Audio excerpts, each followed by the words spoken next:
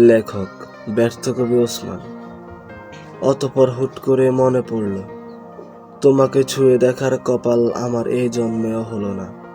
রাস্তায় পাশাপাশি পায়ের সাথে পা মিলিয়ে হাঁটার সময় ভুল করে হাতের সাথে হাতটাও লাগলো না। ভরা পূর্ণিমা রাতে তোমার কোলে মাথা রেখে কোনো কবিতায় সুর দেওয়াও হলো না। অথচ তোমার কোল আজ শূন্য নয়, সে কোলে মাথা রেখে গভীর নিদ্রা যায় অন্য কেউ। আমি ভাবি, ভেবে ভেবেই মনকে সান্ত্বনা দিই, যে স্পর্শে শরীর ভাগে সেই স্পর্শ আমি দিতে চাই না। আমারও তো ইচ্ছে হয় কখনো ছুঁয়ে দেখি তোমার তুমিটাকে, পুরো তুমিটার মাঝে বিচরণ করি নির্বিদ।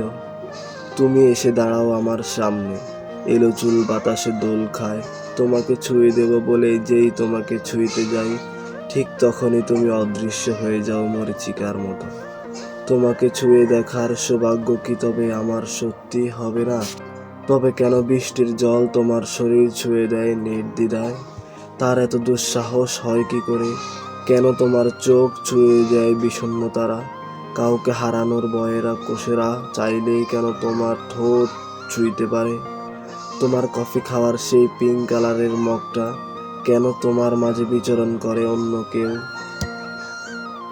শুনেছি ভালোবাসলে নাকি সম্পর্কের প্রয়োজন নেই, শুনেছি ভালোবাসলে নাকি স্পর্শের প্রয়োজন নেই। তবে ভালোবাসা ছাড়া স্পর্শ পূর্ণতা পায় কি করে?